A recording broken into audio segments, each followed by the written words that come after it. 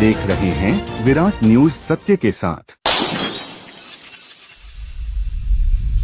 प्रभु भाई તમે એક વાત બરાબર કરી, પેલી ચાઇનીઝ કહાવત કે કુત્તે કે ભી દિન આતે।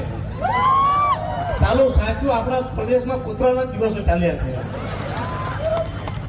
વાત સાચી ભાઈ, અમે આ ગુજરાતના હિંમતનગર થી કૂતરો આવેલો એની વાત ચાલતી છે।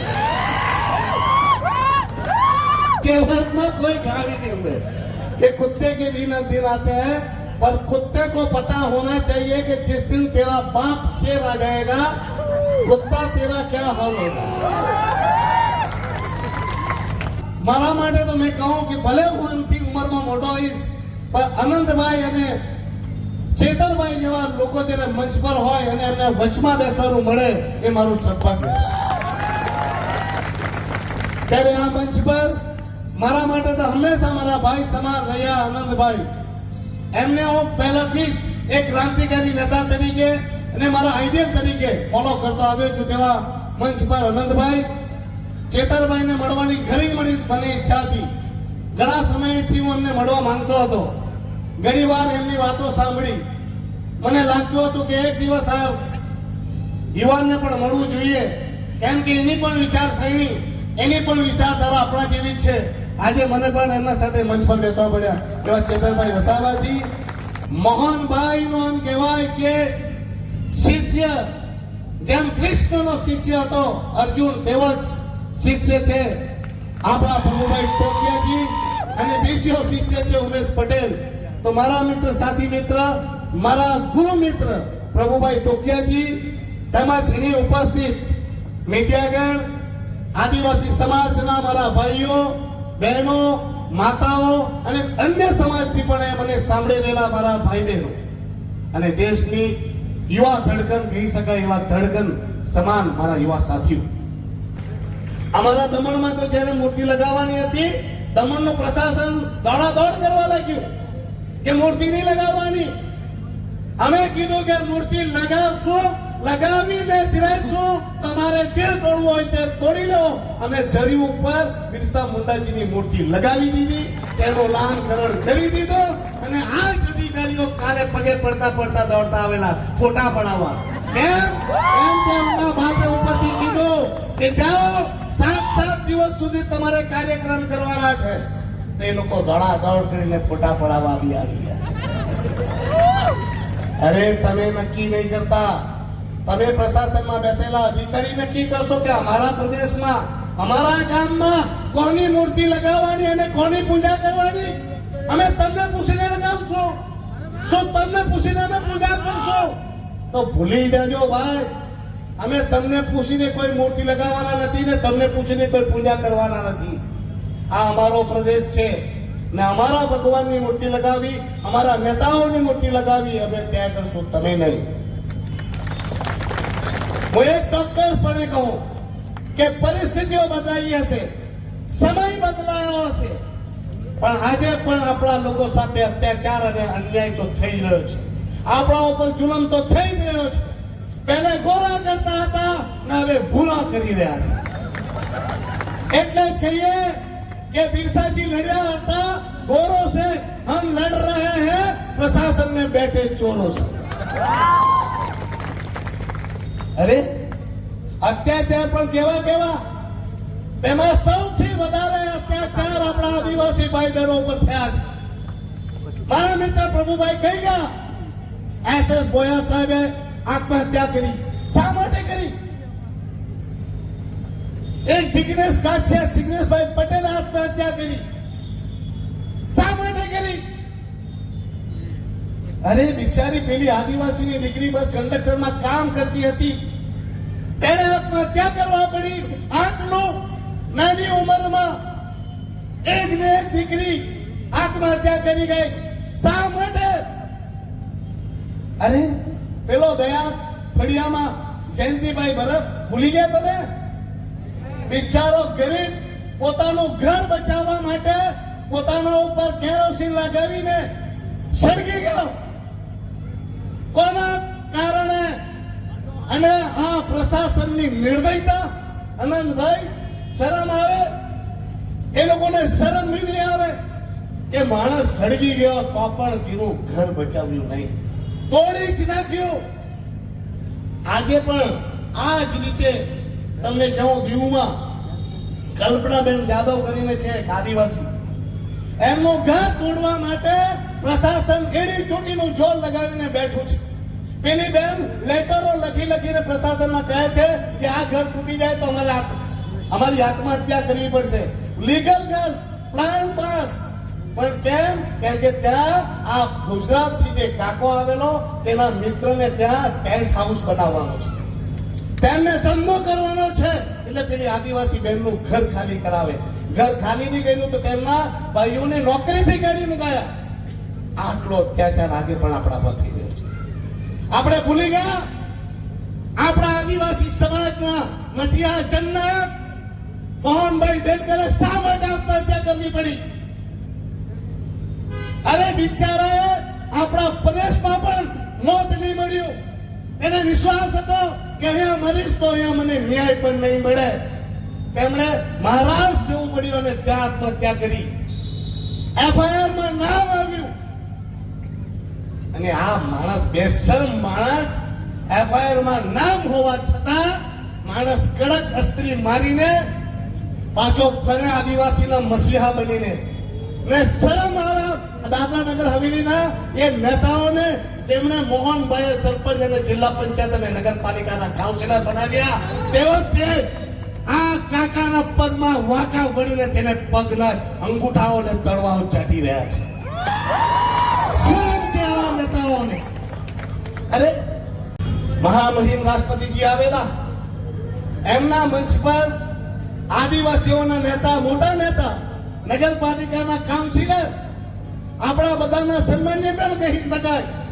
જ્યારે સુમનભાઈ મંચ પર હતા, માત્ર ને માત્ર રાષ્ટ્રપતિજીને એ આપણા પ્રદેશની જે વેદના છે તે કહેવા માંગતા હતા અને એ લેટર લઈને મહામહિમને આપવા માંગતા હતા. એમને ધૂતકારીને ત્યાં મંચ પરથી ધક્કા મારીને કાઢી દેવાયા. શું આ આદિવાસીઓનું સન્માન ગણાય? શું હતું? શું તારા બાપની જાગીર એ લૂંટી લેવાનો હતો? અરે મહામહિમને એક પત્ર જ તો આપવા માંગતો હતો. એક પત્રો આપી દેતે અને મહામહિમ લઈ લેતે તો તેમાં શું લટાઈ દેવાનું હતું? પણ આની માનસિકતા સાબિત કરે છે કે એને આદિવાસીઓ પર કેટલી નફરત છે. અરે પાછો બેશરમ માણસ મહામહિમના મંચ પરથી શેખી મારે ને ગર્વ સાથે કહે, અરે તમને ખબર છે મારા દમણમાં કાલે જ પ્રોગ્રામ હતો. અમારા આદિવાસી સમાજના પ્રમુખ ધીરુભાઈ ઢોડી ત્યાં ખુલ્લા મંચ પરથી કહેતા હતા કે અમે પ્રશાસન પાસે ગયા, કેમ કે આજે કાર્યક્રમ છે બધા આદિવાસીઓના, બિરસા મુંડાજીના જન્મોત્સવને રાષ્ટ્રીય જનજાતિ ગૌરવ દિવસ ઉજવાઈ રહ્યો છે, તો એમ કે પ્રશાસન એમાં કાર્યક્રમનો થોડો ખર્ચો આપે. તો પ્રશાસનના ઓફિસમાંથી એવું કહેવાયું કે પૈસા આદિવાસીઓના કાર્યક્રમ માટેના આ કાર્યક્રમ માટે પૈસા નથી. અને 7 દિવસ સુધી દમણમાં મોન્સૂન ફેસ્ટિવલ કરવાના એ ભાઈ પર પૈસા છે. મોટા મોટા હોર્ડિંગ મારવાના એ ભાઈ પર પૈસા છે. એ પ્રશાસકના જન્મદિવસના મહોત્સવ કરવા માટે એ ભાઈ પર પૈસા છે. અરે લાખો નહીં કરોડો રૂપિયા ખર્ચીને મોંઘી સિંગરો લાવીને નચાવી અને અયાસી કરવાના પ્રશાસન પાસે પૈસા છે.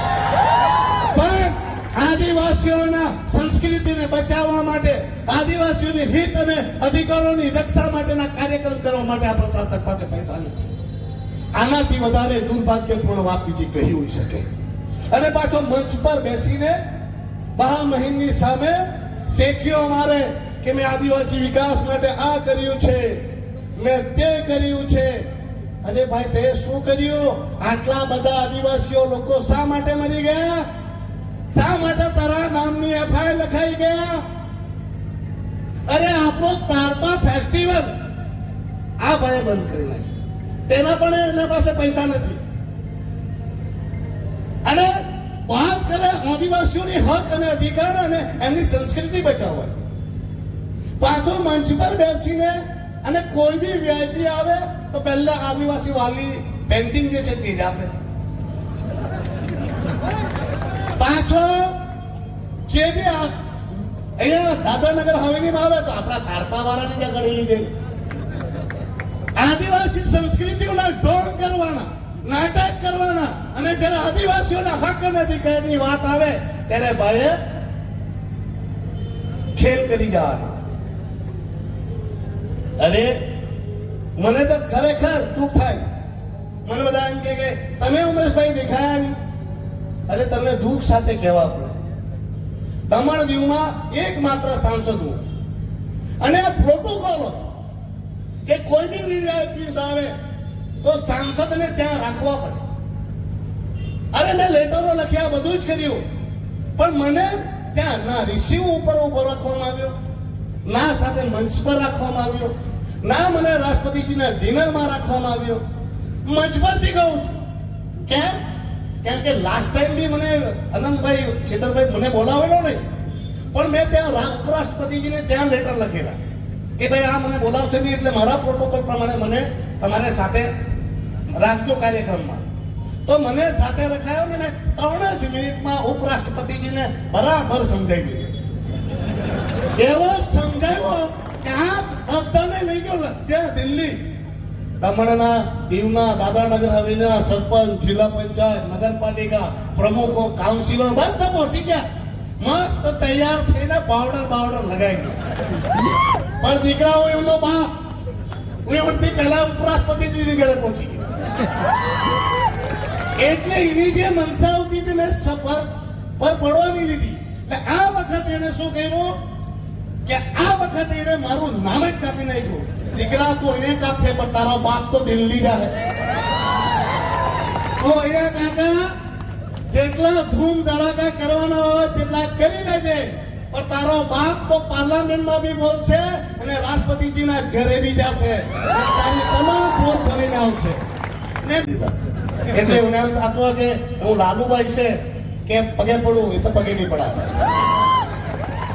પાછો ઉપરથી મંચ પરથી શેકી મારે કે આ દમણ દીવ ને દાદરાનગર હવેલીમાં અમે એમ કે આટલું રિઝલ્ટ સારું કર્યું. અરે શિક્ષકોની હાલત ખરાબ કરી નાખી. શિક્ષકોને કેટલા શિક્ષકોને ગાડી મૂક્યા. શિક્ષકોનો સમય સવારથી લઈને સાંજ સુધી કરી નાખ્યો. વેકેશનો કાપી નાખ્યા. શિક્ષકોનો પગાર કાપી નાખ્યો. શિક્ષકોને ડબલ ડ્યુટી કરાવે અને પાછો તાળી મરાવે કે અમે શિક્ષકોના બદલાથી એમ કે રિઝલ્ટ સારું લાવ્યું. તું કેટલો ભણેલો ભાઈને પૂછો નહીં.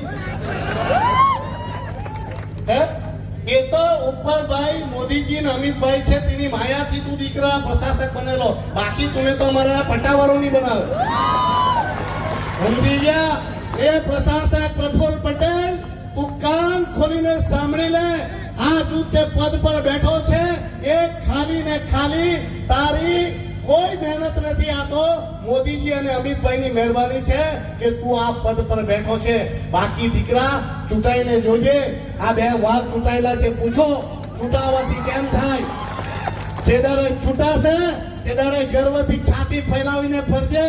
બાકી ભાઈ તારી હાલત તો પેલા કૂતરા જેવી છે. એના ગાલડીના નીચે કૂતરો ચાલતો હતો શું, અને ગાલડીમાં બધું ભરેલું અનાજોનું વજન, અને જે ગાલડી ઘરે આવી તો પેલો કૂતરો બહાર આવીને પડી ગયો. માને કે પૂછ્યું શું થયો? ભાઈ તને ખબર નથી પડી, આટલું અનાજ ખેંચી લાવ્યો.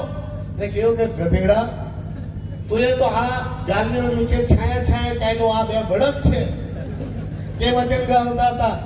તેમ આ કૂતરાને એમ થયા કરે કે એની બહુ માયા છે.